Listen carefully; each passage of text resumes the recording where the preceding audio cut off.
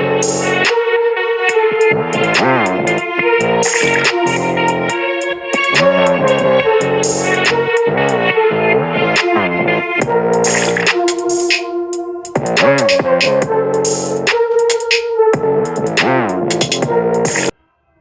guys, my name is Tiana Smith. I'm 22 years old and I'm from Brooklyn, New York.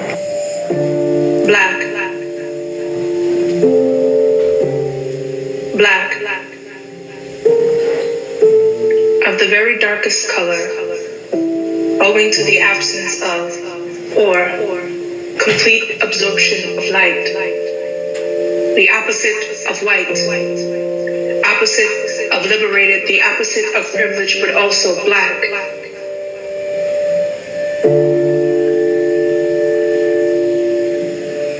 Down in the bones of connecting like railroads, undergrounding, lamp in window burning, it all to ash, karma. The sum of a person's actions in this and previous lives viewed as deciding their fate in future existences existing. Still, we survived it all. Still, black. Still, twice as good. Still, we ask, what if it were us? What of the bodies we would have scraped off the steps of the pepper spray to blind us, the water hose to move those who will not be moved, those who cannot be turned around? What of the dragging that would have taken place, the shaming, the public lynching for simply being simply we are at war? And our bodies have been riddled for less yet, and yet, lack of the highest level of difficulty. So who wants smoke but not really? Who wants smoke? Not really. Black.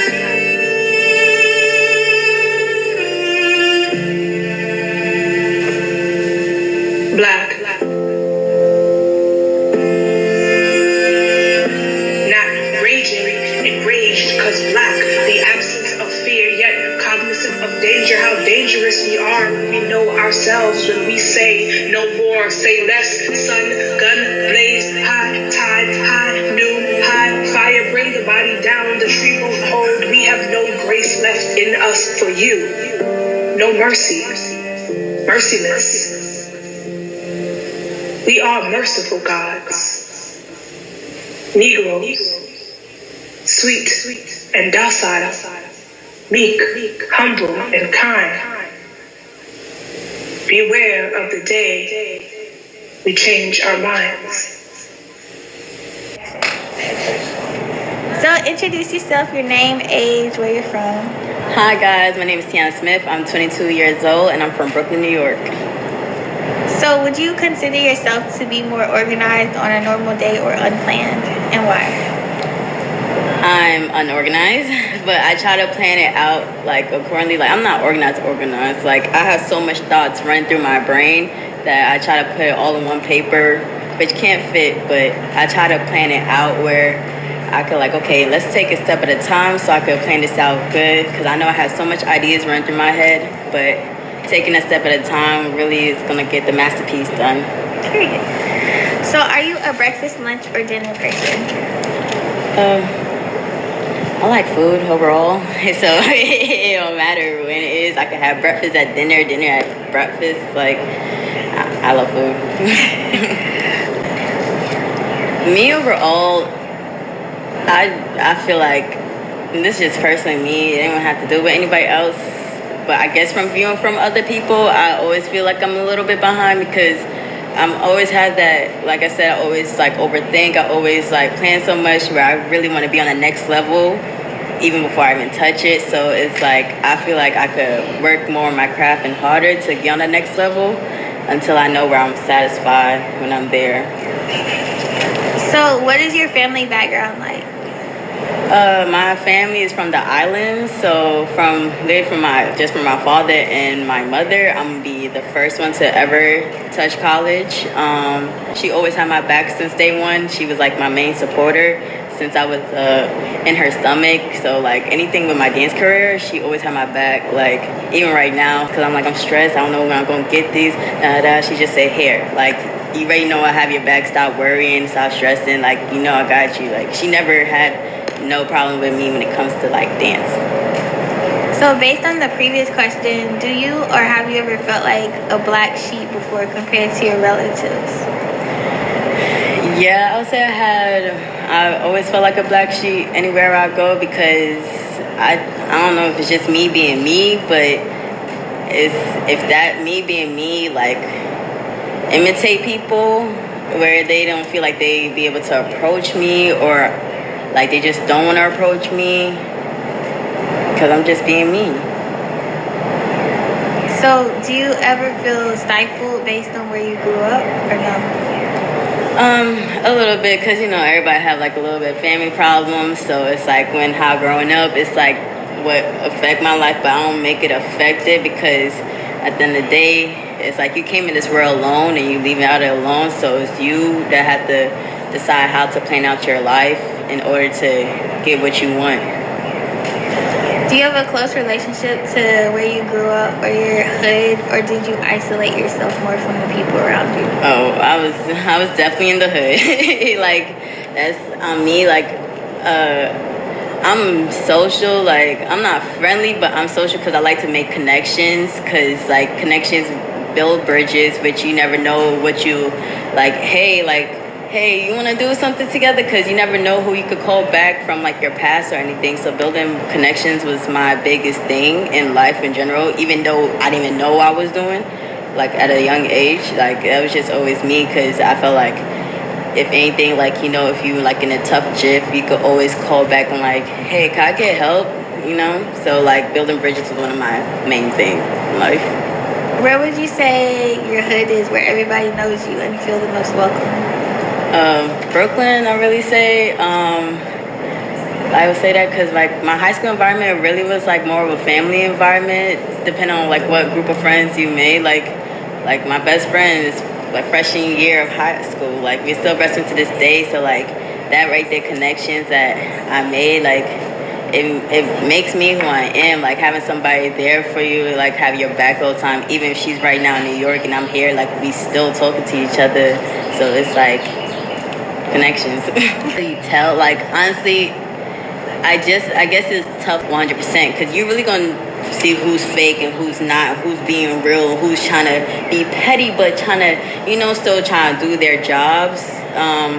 But it's just the way how people say stuff. So I'll say, like, for like just in general, be mindful how you talk to people because sometimes your words could stick to like back of their brain and they gonna make you really think on like what you really trying to come for. But if you really have a bond with that person, you already know it's tough love. If not, it's pettiness.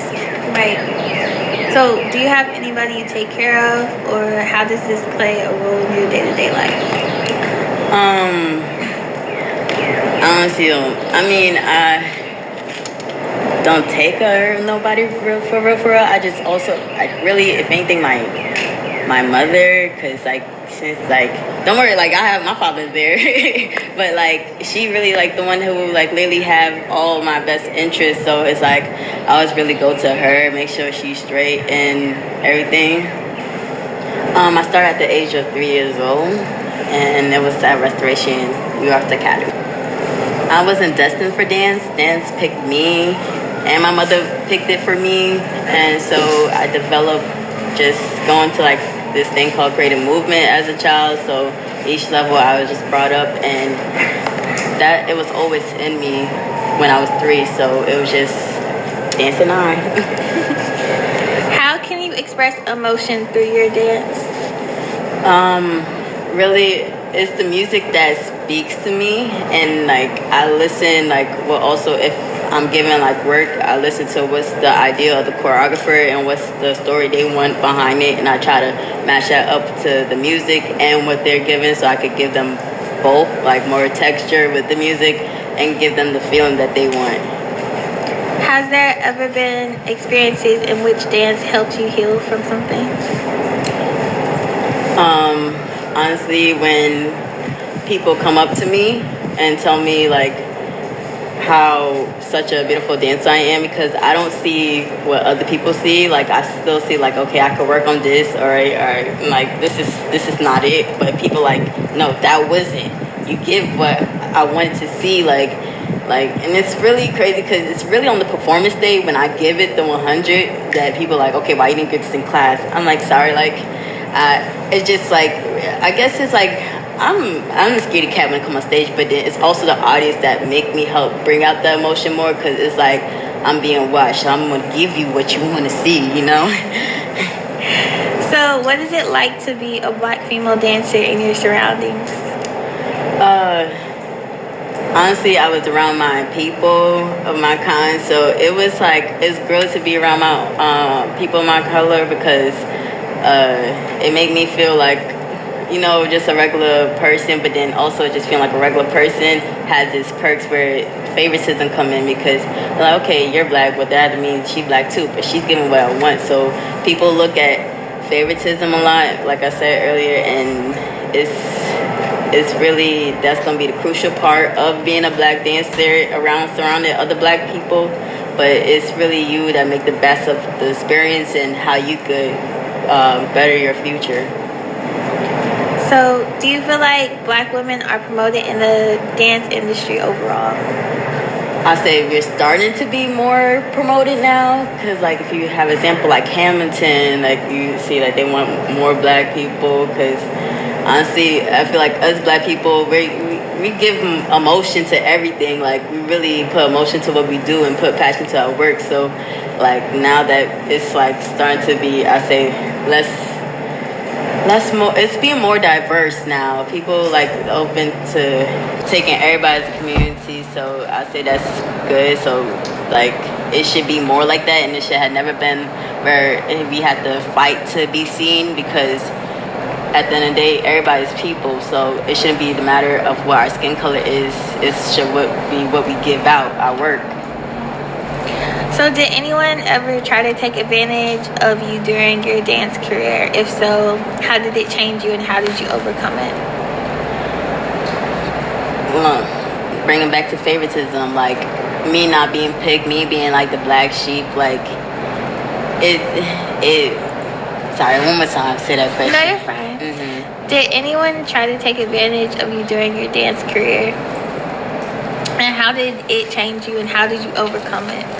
Yeah, like basically when favoritism and be like that make me feel like a Black sheep, because this person will get picked for this solo and this and that, when that person know how much talent you have. And it's like, I feel like everybody should have opportunity to have a spotlight and not just pick that same repetitive people. And that, like I said, it'll make me feel some type of way, but at the end of the day I'm gonna push past it, because I know at the end of the day there's more opportunity outside there, and I'm gonna make my own opportunity. So this is not on, that's like the end of the dance questions, but I did want to ask, like when it comes to dance overall, like not just in your particular studio that you dance in, but like overall, do you think for Black women light skin and dark skin plays a factor in getting roles in dance? It honestly depends on like where, like probably for like if a Broadway show or something, like yeah, because certain directors and producers looking for this certain look. But with dance schools or companies, no, it's really what you put on the table. So what overall do you want to give like the people about, you know, your dance career, or what do you hope to achieve, and what are you the most proud of that you've done so far? Honestly, what I want to achieve is to make my own dance company, and it's going to be like basically diverse. I don't care who's my dancers. I just want people who wants to dance, and like I really want it to be where you could like, you know, dance to like certain, like say if it's like a hip hop song, find a way to use technique to that, like, because not everything has to be hip hop to hip hop or jazz to jazz. I want to be where I could just do different styles to different things. So like especially like me, because also besides dance I rap, like if I do become famous with rapping, like I could use my ballet or my modern technique into that segment. I don't have to do hip hop. I don't have to shake my ass, like, you know. So it's like there's more to being just inside the box. I love that. Thank you so much for your time. Thank you. Cut.